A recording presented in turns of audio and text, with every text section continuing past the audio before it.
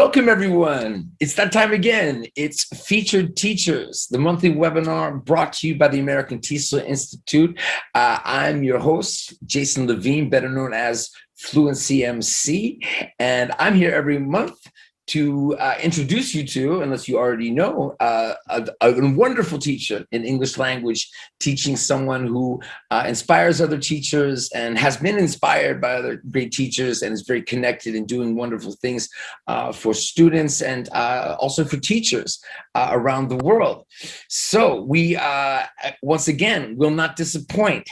Learn English with Mike is here. My man Mike, who I met on Instagram, which is not a big surprise since that's where he's doing some incredible stuff, which we're going to talk about. Really, well, I won't give it away now. We'll talk about it. But Teaching and Learning English Expressions is the title. You'll see why once we meet Mike. We're going to bring him in just a second. Before we start, I just want to thank American TESOL Institute for making this webinar possible, and thank all of you who are here live and or watching the recording later. So without further ado, this is Mike from Learn English with Mike. Come on in, Mike. Mr. Michael Taylor, thank you for joining us, for being our featured teacher for the month of October 2022. How are you doing? Doing really good. Thank you for having me. I'm super excited. It's our pleasure. Yeah, I've been wanting to talk to you for a while, so I'm glad we could work out a time for you to visit us here. Yeah, well, if you could start by introducing yourself, and then if you could, tell us. We have a lot of new teachers, or not always new, but teachers who are getting into ELT in different ways, either for the first time or they're, doing new things and are curious about what people like you are up to. If you could tell us, how you got into teaching English, and then we'll also get into what you're doing now. But that would be great if you could introduce yourself and also, provide that background for us, Mike. Yeah, of course. So my name is Mike, and I've been teaching English online for probably a little more than 12 years now. And I've always been kind of interested in languages. I started with studying Spanish and Italian, and learning Spanish. I realized there was a lot that I was learning in school that didn't really apply to the streets, to the real life spoken Spanish. And so when I would travel and try to communicate with people, they were like, where did you learn the language? We don't talk like that at all, And so that kind of was like my initial inspiration for teaching English, because I learned a lot of expressions and stuff that we use in English that just don't translate. And I figured vice versa, it's probably the same thing. And wanting to help people who were learning. So I kind of did it like amateur style, just kind of teaching friends and stuff. And then I started finding opportunities online for teaching, and just really enjoyed it. It's just a really unique profession, because you get to have these really, really interesting connections with people from very diverse backgrounds and stuff. And you really get to find out a lot about them, because you're learning the language and you're teaching them the language, and so you just develop really unique connection and stuff with everyone. So I've really found it to be just a fulfilling career. Wait, and this was in California when you, is that correct?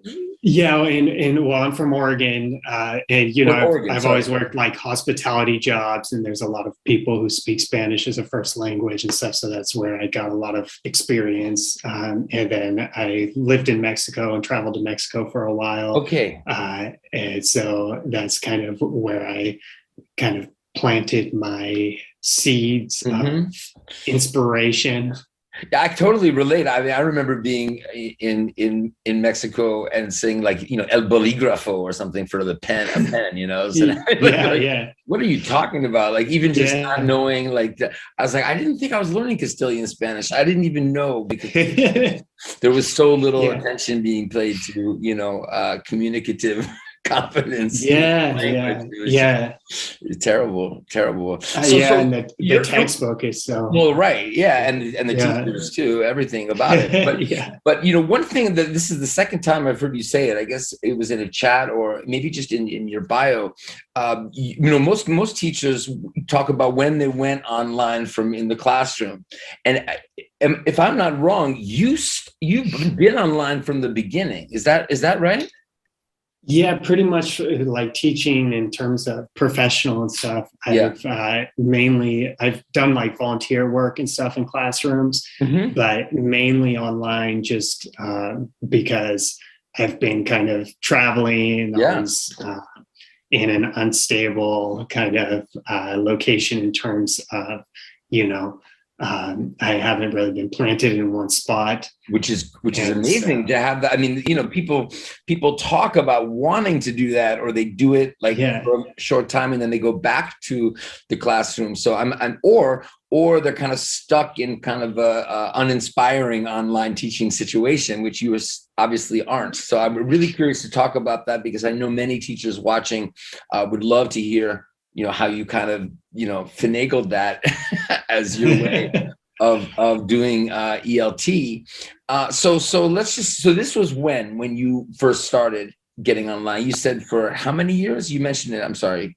it's been a little over 12 years. That's a So probably long like, time. Yeah. So we're talking yeah, about when you got into it. It was, was it Skype you were doing or first? yeah. Skype, just private, kind of private lessons and Hmm. stuff. Just mainly, it was just meeting people. And then when I would like traveling to Mexico, and then when I would come home, they would Hmm. want to take lessons or something. And obviously, it wasn't possible to do it physically Yeah.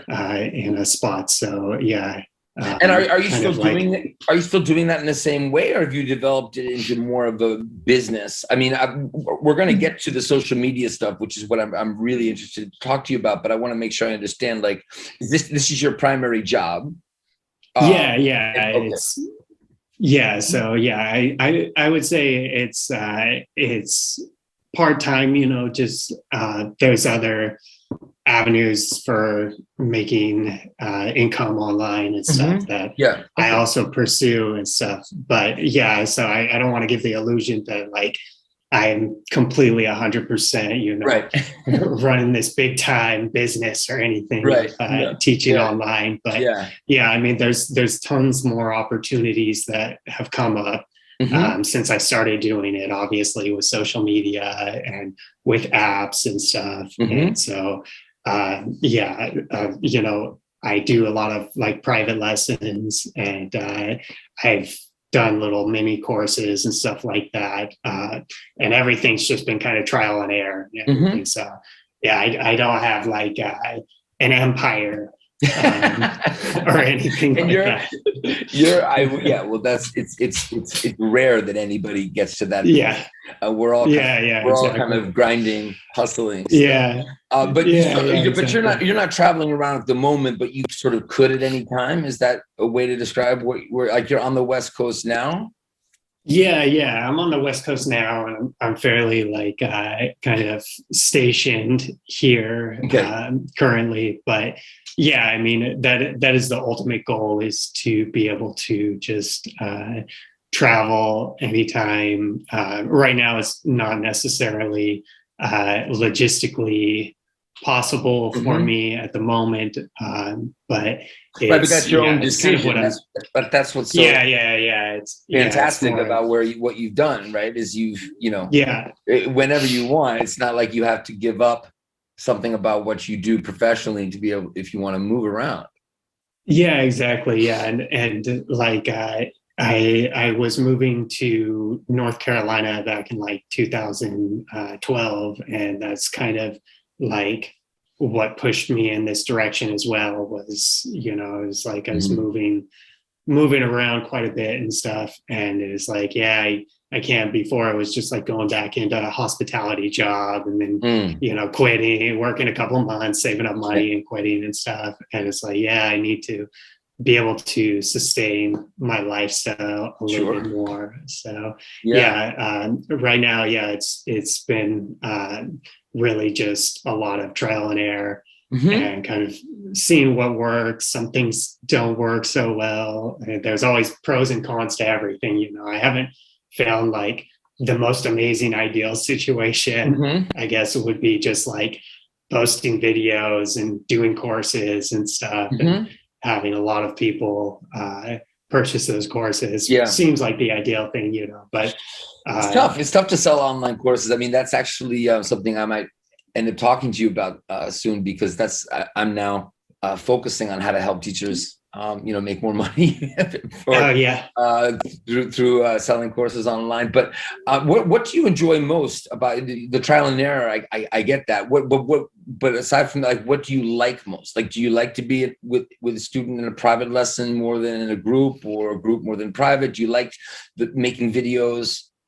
Or do you do that because it helps you with in your career? I mean, what do you have a passion for any of those things more than the other, or?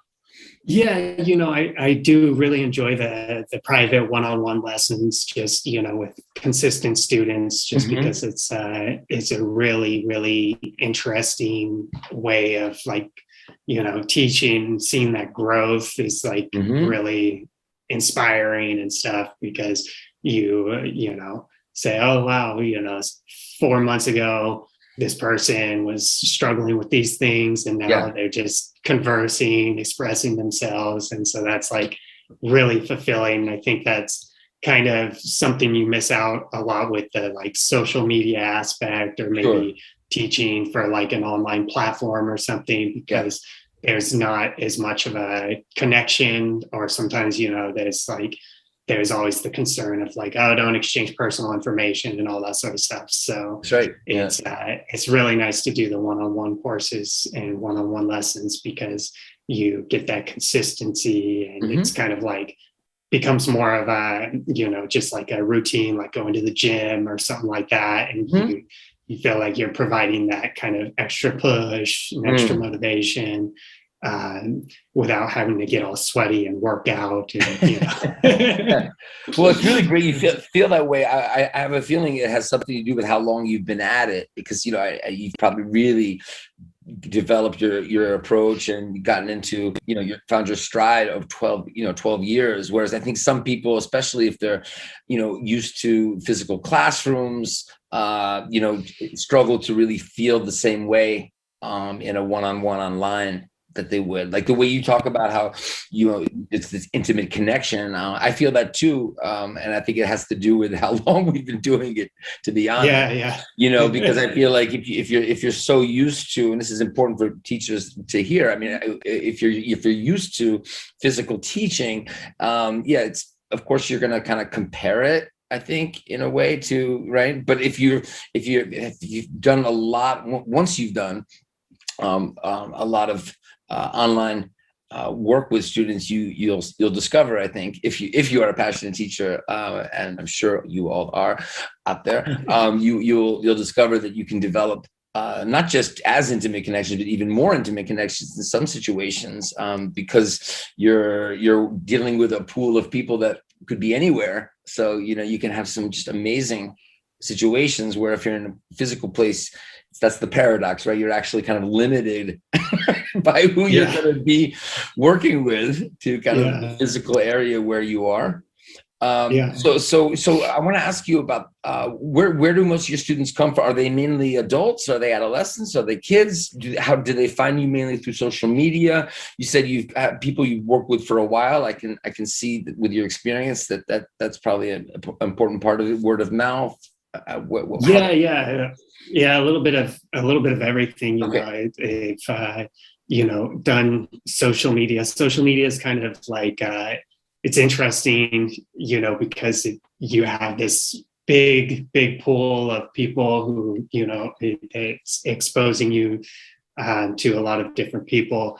But there's a lot more like sales type of pressure or something, where like that's what I say, where there's pros and cons, where a lot of people are interested in stuff, but then you're dealing with like currency exchange and time zones and all of that. So a variety of students that I've had more recently is like through different platforms. Can I say the name of the platforms? Absolutely, yeah. Sure. Okay, I wasn't sure. Yeah, Like, yeah. through italki, Yeah. through Preply, through HelloTalk. These apps and online learning platforms have been pretty nice in bringing people in who are, like already they're kind of like pre-screened or something, Yeah. That helps a lot. I think. Yeah, and so it kind of, you already know what their motivation is and what their goals are from the get-go, and that's pretty nice. Whereas social media, you can get a lot of people who are interested and they ghost, and then you don't hear from them. And stuff like that's an important lesson we learn early on. If we start to build bigger followings, that it's not the size of your following is not necessarily inversely can be inversely proportionate to the number of actual sales you get from people. Exactly. But not only can you mention those platforms, would you recommend one over the other? Or, I mean, do you think they're all sort of similar, or would you say that you've, in your experience, had better results with one more than the others? Or? Not necessarily. I mean, there's pros and cons to all of them in terms of speaking or teaching. It's kind of like every time I think I'm in love with one, and I'm like, that's great, then there's something that bothers me about it, and I move to another one. And so, but when you move to, you can sort of kind of keep them all at the same time. Is that sort of where you are? Is that what you recommend to a teacher? Maybe is like, don't put all your eggs in one basket, kind of thing. Yeah, kind of that, and it also exposure to, it kind of. Like each one is doing different advertising campaigns and stuff like that. So in terms of exposing yourself and getting more students and stuff like that. That's important. That's one of the benefits is like, and then, the algorithm stuff as well, where like your profile will get a lot of hits for some reason, and then all of a sudden it just dries up. And then you're like, what did I do? And you're like kind of changing rates and stuff, but that provides kind of like an inconsistency, and it seems a little bit like shady or something, like, and then you bring people in and then you want to change your rate back up to like something that's more livable, and not necessarily. And then plus each one has a different like commission rate and stuff, and different pays. Some of them are instant, some of them you have to wait till the 16th or the end of the month. So it's all kind of, that's why it's good, I guess, too, to be on different platforms, is because you create income streams, even if it's a little bit smaller or something, one that pays instantly or pays within a couple of days, that's more reliable, or can be more reliable. But then it's nice to have that one that, it only drops on the 31st or at the end of the month, and then you forgot you even did the transaction, and then it shows up in your account. You're like, oh, nice. That's good. Good. Well, one thing that hasn't dried up is Instagram for you. So, I'm wondering, I want to sort of ask, when did you start doing it? And how did you, were you always focusing on expressions the way you are? Like the consistency with which you do it, I think is really amazing. And people obviously like that. And, they can rely on you to kind of always have fresh content for them. So when did you start? And did you start with that theme? Kind of, yeah. Well, I started in like, I want to say 2016 or 2017. Initially, I wanted to do like a YouTube channel, teaching English, and because most of like the videos at that time were a lot of people still writing on whiteboards and stuff.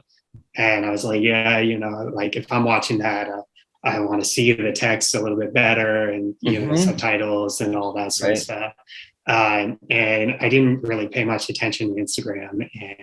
And then, I started like thinking, oh, okay, because I didn't really see like, I can do photos and stuff. And there wasn't really a lot of video being posted on Instagram. Right. And then I started to see like, oh, I can post videos on Instagram. And that just gained a lot more momentum. And then like YouTube is kind of more of longer form. I make a lot of errors when I'm presenting and stuff, where I want to go back and edit it. And then like the editing process takes a long time. Sure does. Yeah. So it was essentially just kind of, I saw that Instagram for short videos and stuff was really kind of taken off, and not a lot of people were doing it, whereas YouTube is like fairly saturated. If you look up, English lesson on this, you already have quite a few people who are pretty much, have millions of views and stuff. And most people are clicking on those videos. So it just. But Instagram has become like that, and TikTok's exactly. Like so how do you what do you attribute your continued success to? I mean, I have a few ideas. I mentioned one, the consistency of what you do, but what else? Like, have you figured out like what sort of your secret sauce, or have students given you enough feedback to sort of be able to tell us what you think makes it work? I feel like it's a lot of dependency on like however the preferential equations or algorithms or whatever you want to call them in the feeds work or whatever. Absolutely. But are you like analyzing that? Are you one of those guys? Like I kind of like have given up trying to figure it out, because there's just all sorts of like, you do this is this is trending, this will do, and then you do it, and then nothing happens with the video, and it's like, I could have just posted a regular video of what I do and just stay consistent. I think that's what helps though, is post. I mean, either you really, quit everything else in your life to really figure out what memes and audio and whatever, and try to keep riding those waves, or you do what you do and stick to what you do best. Develop a following and provide consistent content. And I mean, I think that's more rewarding for you and them, meaning your followers, than the other one, no? And I've probably within the last year, less than a year, I don't know, maybe a little over a year, but I've done more like dialogues, where I was kind of like sticking away from doing that. I thought it'd be cool, but then I'm like, it won't really be like me talking to myself. Your dialogues, that's what I love about it. I mean, it's your voice too. I mean, I think there's something very distinctive about your voice. I'm sure I'm not the first person to say that.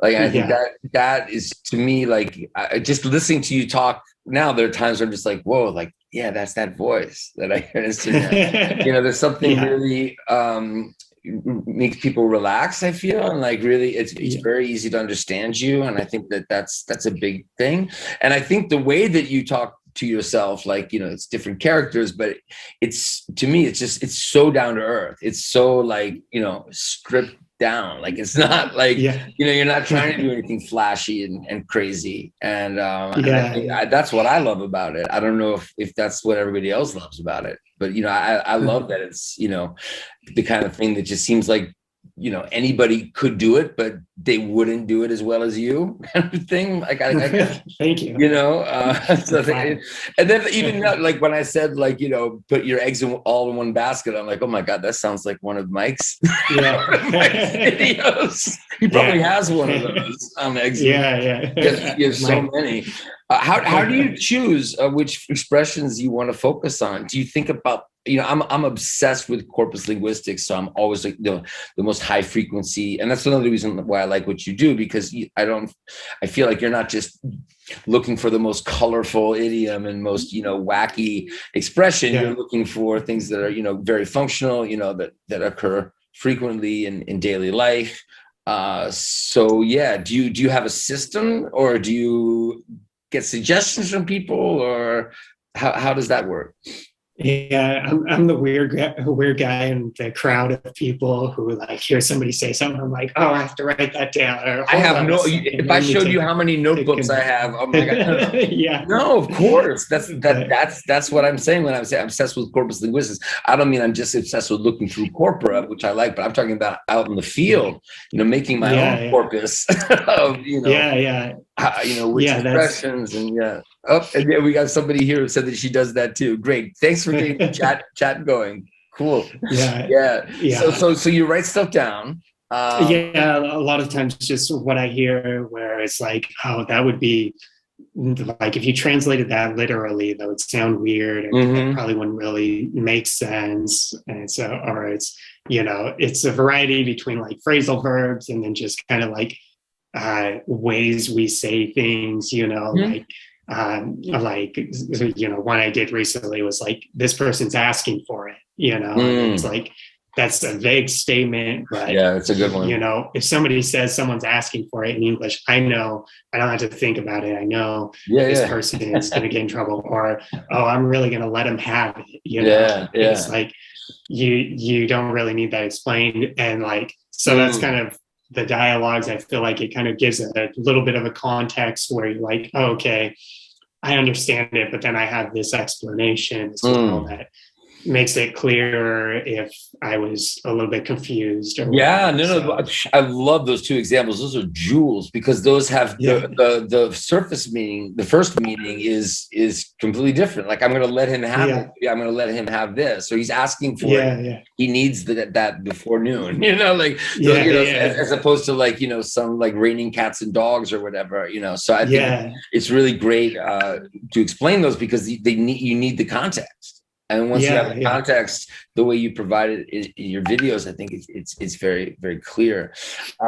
What kind of feedback do you get from students? Like, do you get this similar types of feedback, or do you get like different things people say? I'm just curious.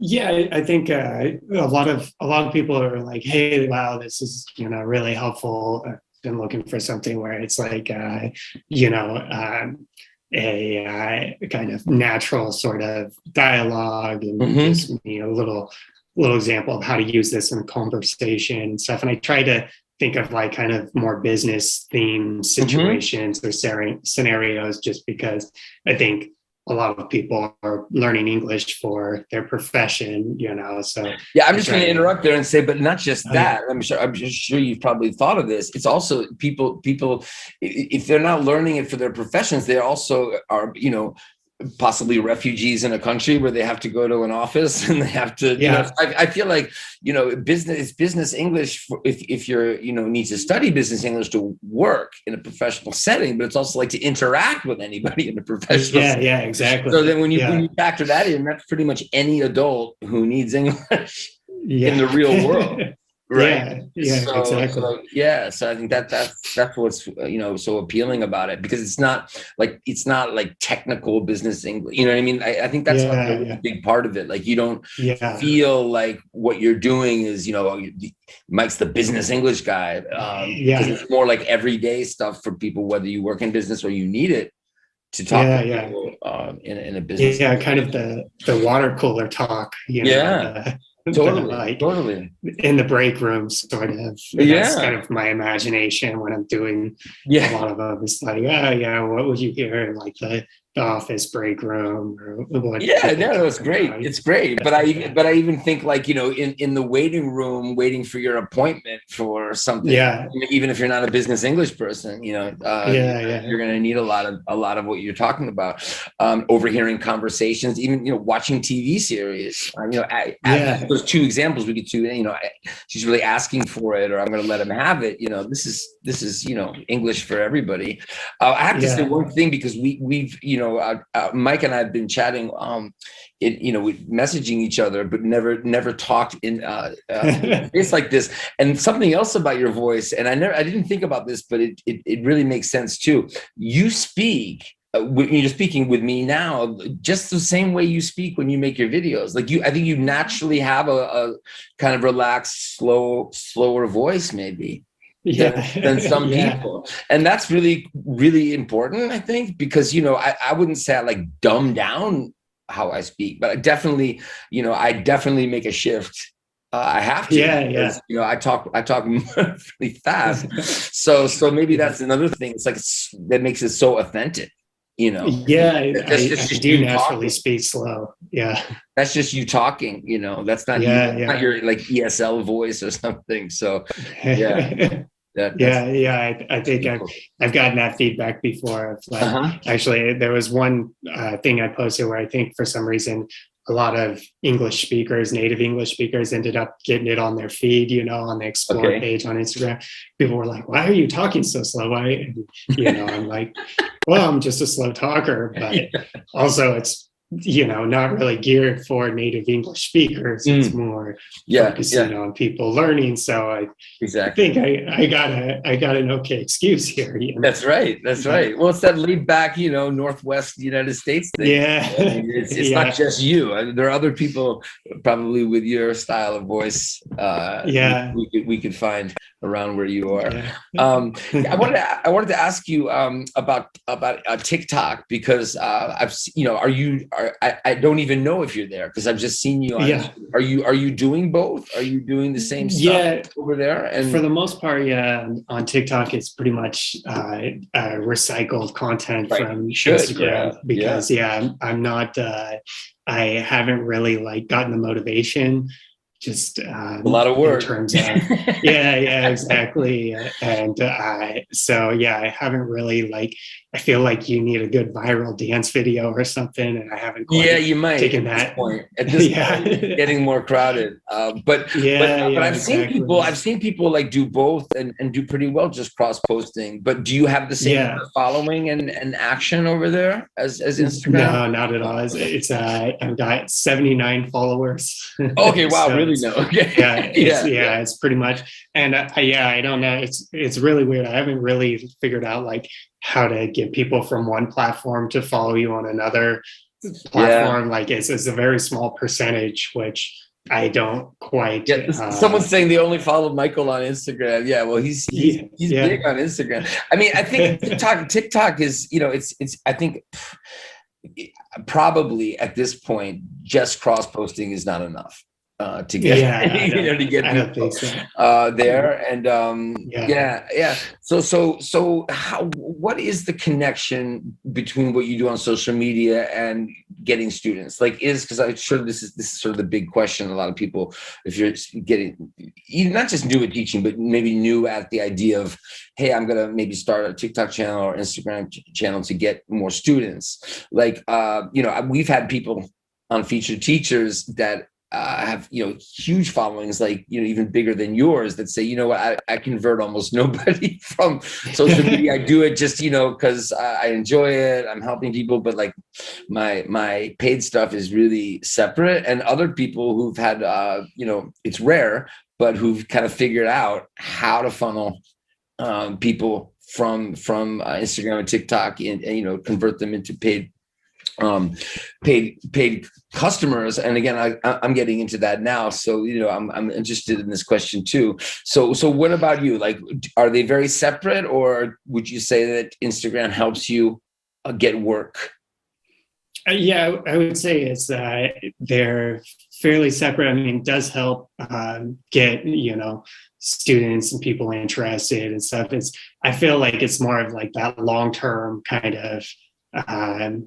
I don't know. You don't have like an instant. Oh, this person's Right. See your profile and then be like, hey, I Maintaining your presence, your lessons. reputation. Yeah, exactly. Yeah, it's more of a long term thing.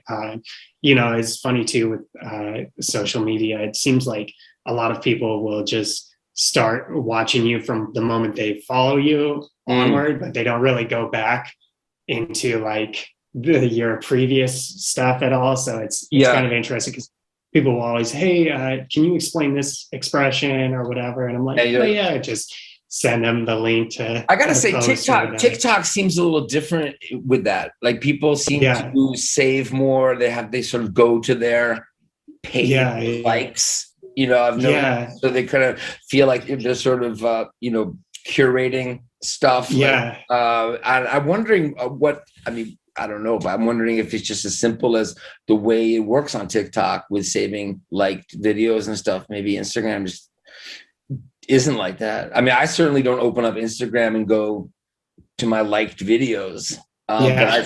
I see people on TikTok doing that all the time. Younger people. Really. Yeah. Yeah. See, yeah, I feel like TikTok, it's hard for me to, I kind of missed the boat on Yeah. like everybody doing Yeah. it and everything, and they're like, Yeah.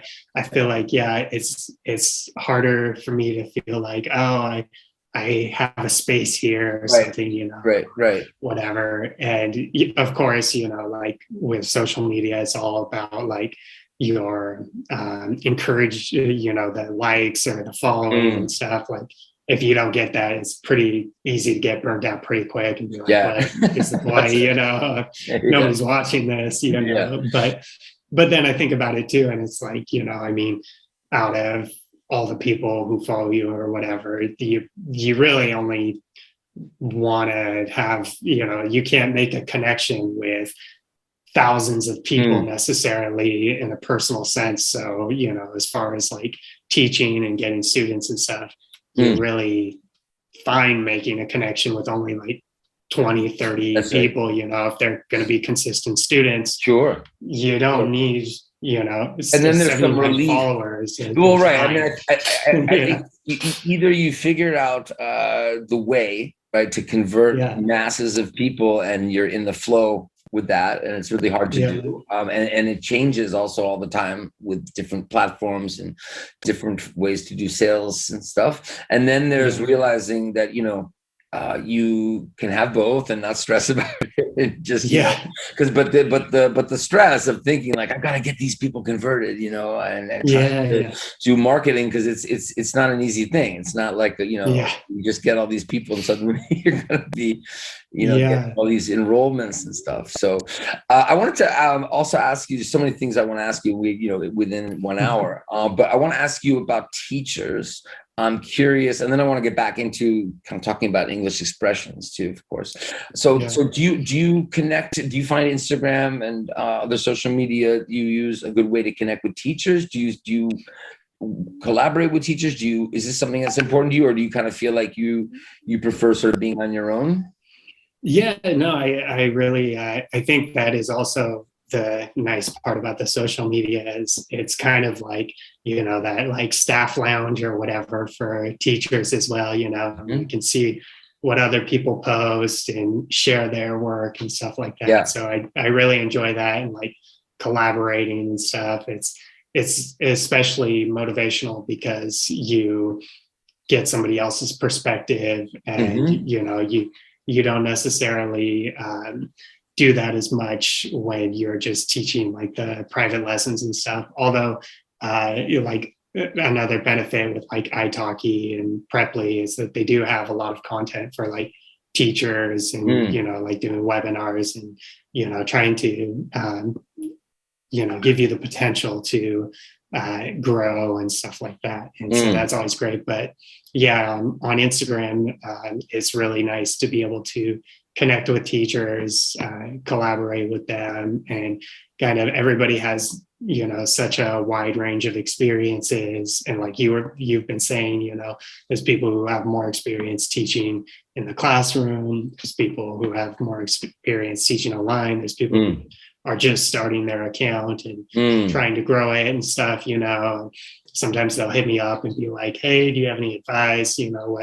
What do you do, or what's been working for you and stuff. And unfortunately, my main advice is, just like being consistent and trying to be, provide something that you haven't seen very much of, that is somewhat fresh or new, or teach it in a way that is unique. I feel like, online, I think that's why it's been so appealing to me to teach online, is because there's such a rich, pool of examples to use, with like video and whatever. You can actually, you don't just have to say like, oh, this person ratted me out. This is what ratted me out means. You could show an image of a rat, or you can explain that, whereas doing that in the classroom, it's, through a PowerPoint or something, Yeah. but you don't really incorporate it into like a theatrical sort of lesson or whatever. So. Well, it's one of those paradoxes again, where it's like it's more real in a way, because you can go access something so quickly to explain something, than it is in a physical space. And another thing, let's talk about it since we're right here, is thinking about possibly in the future, like in virtual reality, with avatars. If you're somewhere like in the metaverse in the future, if you're explaining something, then you could really like whip something out, like let it out. I don't know, you're explaining like agenda and schedule and like the difference between the physical thing and like and you could just have image, but it could just more than we could do now. So it's not hard to imagine people in the future being like, wait, people were saying it's more real in a physical classroom when you had, had to like draw a picture of a agenda because you couldn't find, exactly. Or maybe you have an agenda in your bag, but you don't have like a meat cleaver, so it's like, but in the in virtual reality, boom, there's a meat cleaver, not a picture of a meat cleaver. Exactly. What do you think? Would you be open to that kind of thing in the future? If Definitely. While you're still at it. I mean, I think that is there's just so much potential for it, and as it gets like more normal, it's easier to acquire like because like there's the issue of like copyrights and stuff like that with like sharing images and videos and stuff. But now it's like like through Instagram or whatever, you're maybe not putting it on your video or whatever, but they have the rights or whatever licensees, so you can use it through that platform and it's fine and stuff like that. And so as far as like teaching with music and all of that, it's like a major benefit to be able to have those things to use. And I imagine with like VR, it would be just as cool. I feel kind of silly with the headset. Well, I don't think it's going to happen until we don't have that headset. You know what I mean? Exactly. It's not going to be hard in the future for people to figure out why it didn't take off in 2021 or 2022. Right? That doesn't mean it's not going to happen. But let's all wait until something like the iPhone happens to it. So exactly. It has this kind of feeling. And mentioning the smartphones and stuff, it was a lot harder to make videos where you had to do it on a camera, upload it onto your computer, and just like the amount of time or you were waiting for things to upload and stuff. And that's partially why Instagram and TikTok and took off. Those platforms are so great, as you can just make the video right there on your phone. Amazing. And auto caption it and check the captions and post it, and it took like 5 to 10 minutes versus like it's extraordinary when you think it. about it compared to just not how long ago, even just a few years. Really, it's amazing. Are there any teachers? Back to teachers for a second. Just last thing. Are there any teachers you particularly like that you follow that do sort of similar things, or I don't know, do teach pronunciation, or I mean, is there anyone in particular?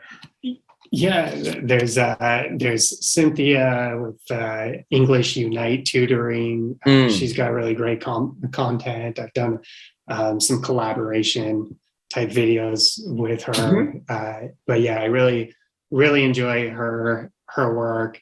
And then there is let's see who else is. I kind of put you on the spot. So you didn't... exactly, right. English. There's another account, English in California. She's Brazilian, but she does a really good job at teaching expressions and teaching like phrases that are just extremely common. And I think that's really important to have, like that mentality of you're learning the language and teaching other people what you've learned, because it's it stands out to you more. I think, Yeah. Oh, yeah. if you are not a native speaker, Right. you have a very unique perspective, of like, oh, these are things that I have trouble with. So For sure. probably, Yeah. people that I know can relate to that. So I definitely encourage,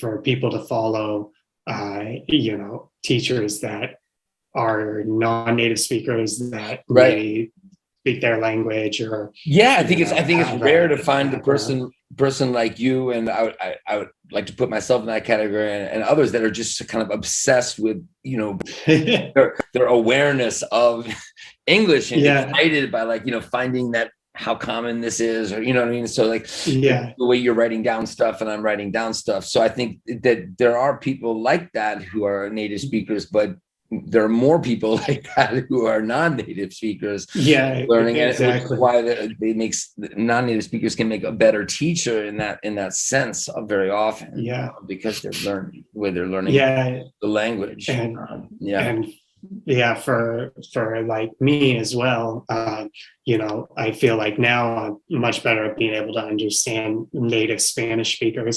But Hmm. when I was first learning around that intermediate level, I could understand Americans who spoke Spanish a Yeah, lot better than I could understand native speakers, and that that's really helped, interesting. like, be like, oh, okay, I can do this, like, because there is this psychological thing with learning where it's like, I'm never going to learn. Or Yeah, I've that's right. been studying for 10 years, tried to talk with native speakers and, don't understand them. Yeah. But then you hear somebody who speaks your language Yeah. speaking the language, your target language, very well. And you're like, We don't oh, talk about that I enough. understand this Yeah. person. No, this is Yeah. so important. That what you're talking about is really important. I feel like it's not part of the conversation enough about, not native speaking teachers versus non-native. Like, I feel like Yeah. what usually gets talked about is that idea of, like, well, it's English is a world language, so it's so important to have people who have different backgrounds to teach you, and that's part of it. But I mean, if you say, like, oh, so therefore, if I'm going to learn French, I need a native speaking French teacher. Like, that's okay, because Yeah. like, so what I mean. And what you're saying is sort of a different thing, which is, it doesn't Yeah. really matter what the language is. There might be some value in doing it with somebody who's not a native speaker, whatever language. Yeah. You know. Yeah. I feel like that I mean, in terms of how I'm a learner, I always need examples and I need to see other people doing it, and then it Hmm. starts to make sense. It's the same thing Yeah. with, like, trying to learn an instrument or something, like, Yeah. on paper, it doesn't make sense. But once I see Yeah. somebody actually Right. doing what I'm trying to learn, I'm Right. like, oh, okay, Right. that's their technique, and that's how they do it. And Mm. oh, okay, this is how they, like, with language, it's like, this is how they move their mouth. This Yeah. is their, like, rhythm and stuff. Like, you know, for me speaking Spanish, there's always a tendency to, like, try to speak fast because I want Hmm. to sound like I'm natural and native. And a lot of people That's give me ironic because you feedback. speak slowly, because Yeah, yeah. it's a sort of Well, and reputation that's for why speaking slowly in English. yeah, that's why it's hard for me, is because I'm like, oh, I'm doing this too slowly and stuff. But then I see other, Americans speaking Spanish and taking their Yeah. time with it, and speaking really well. And it's like, okay, you don't really need to do Yeah. that, and you can make mistakes, and Mhm. people can still, native speakers still understand you and still respect the way you're speaking the language. It's all about respect. Yeah. Yeah. So, Cool. so And you, it's yeah. just really, really important what you're saying. It's great you have those insights. So are you thinking about any other approach to making videos? Or are you going to keep going with what you're doing, which I think is great? I mean, I don't think you'll exhaust all of the short conversations, opportunities with expressions probably ever. Yeah. Or are you thinking about switching things up? Do you ever get uh, tired of doing it, or do you enjoy it? yeah, I think, like, I think it's kind of just watching the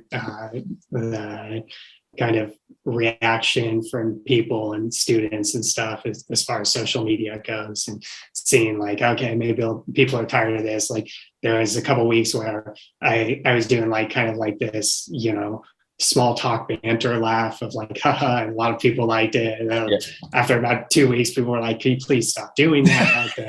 The laughter is really driving me crazy. I really enjoy your content, but please stop with We the definitely laughter. need their So, feedback. Otherwise, yeah, exactly. So yeah, I mean, like you kind of can see based on how people are responding to the content, if okay, maybe it's time to switch it up. I used to do a little more like just kind of more like, I guess, like puns or something like, I had a straw in my hand and say, this is the last straw, and then explain the expression, and stuff like that. So it's kind of evolved a little bit into the dialogues and stuff. And, if that seems to kind of be something people are getting a little tired of or whatever, probably looking at other ways to give examples and trying to something I really think would be cool. I haven't been able to do. I saw this one guy. His channel is Bob the Canadian. He has a lot of videos for teaching English, and he did a really cool video that I always thought would be a cool idea of like using the word get to get in all the different ways you can use it, and I think it was like 100 ways you could use the verb to get. And something like that though, where you have like a story, like a full like short story, because it's hard to keep people's attention, but something where you have a story that in context has the expressions, and it's in context and stuff, that makes sense. And the short conversations are really nice because they only need to be 30 seconds or whatever, but to have like a play or something where, because I do that a lot in private lessons too, where I'll use a script from a TV show or something, and okay, you read this character, I'll read that character. Nice. We'll work on intonation and stuff like that, but creating my own content that would also be like that's cohesive and everything. I definitely know what you're talking about, because that's why I make songs. They're my stories. My way to put all the stuff into one place, right? So I actually have a song called Get a Life, which has 110 uses of get in the story. Awesome. Yeah. So, like, awesome. I totally understand that. Yeah. So it was songs make it's easier in a song in a lot of ways. Yeah, you have such a unique approach to how you're teaching and everything. Like I really love hip hop and rap music, and I've always thought like, oh, that would be pretty cool to be able to like teach.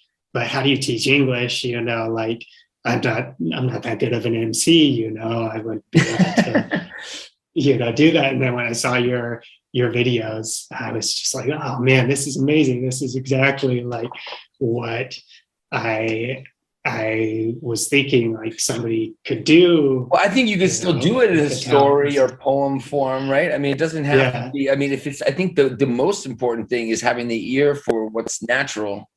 I mean, I think there's so much stuff where people, try to put things into a story or context expressions, and it just sounds so stilted. And I think that's because they're not that person who's like obsessed with getting it to be like high frequency and natural, So I still think you should do that, man. Definitely. You should do it just to figure out what medium it is. It's frustrating that YouTube is so hard to crack now. I mean, I think that's because you could make something amazing. Me too. Because if you don't wake up every day and make YouTube your job, you're never at this point, or invest a lot of money in advertising. We were supposed to make all this money from YouTube advertising on our videos, and now it's like the only way to get anyone to watch your videos is to pay YouTube. But that's the way it goes, or else just like work really, really hard to be, delivering content on YouTube the way that they want delivering content. But it's frustrating, right? You could come up with this amazing story of, all the uses of take or something. And then make a great video, put it up on YouTube and get like, 601 views over the course of 3 months. And then you're like, like you said Yeah, earlier, exactly. nobody's watching this. I'm not Yeah. just not going to lose motivation because it's so Yeah. much work. It's so much work. Yeah, yeah, Uh, yeah. It is. It's challenging to stay motivated for that stuff for sure. But yeah, yeah, there's a lot of like, especially with YouTube. Yeah, it's like there's all these people who are like, oh, do this and this will make your video grow or whatever and stuff like that. And yeah, it's a little bit tricky to, like you said, to crack yeah. the Well, way the of heady growing. days are gone. Like, I was lucky to be in there. I mean, you were lucky when you get into Instagram, and I was lucky when I got Yeah, onto YouTube because it wasn't too yeah, late to get a lot of organic reach just from people yeah, liking your content and sharing it with their friends, which now yeah, yeah. it has very little to do with how it works anymore. Well, Mike, it was really wonderful to have you here. It was so much fun talking to you. I still have a bunch of things to ask you. So yeah, maybe Yeah. we'll have to invite you back again, or we'll meet somewhere else, or Awesome. Yeah, yeah, collaborate on something together. That would be fun. yeah. And yeah, I wish you continued success, man. And I'm glad we finally met, and I'm sure more people now out there in ELT know more about you and what you're doing from this featured teachers. And yeah, I wish you the best of luck, man. Thank you, thank you. Yeah, it's been great chatting with you. Definitely look forward to hopefully keeping in contact and Let's do it. doing some more collaborations and Yeah, stuff. it'd be fun to do a little thing where I wrap something and you have, maybe you have your content and I make a little wrap Yeah, of of your course. content. That would be a lot of Yeah, fun. yeah. I I'd would love love to do that. that. Yeah, Okay, yeah. cool. I got to interview you too because I have hundreds of questions. Okay, well, let's talk. Let's do it, man. Yeah, but I like the Yeah, idea of the conversation and then to practice a little rap with the expression. That could be a lot of fun. yeah, yeah. That would be awesome. Okay, cool. All right, well, take Yeah. care. Thanks everybody for watching, and see you next time for another featured teachers, English language teachers around the world. Respect. Take good care, and see you Take soon. care. Bye bye, everybody.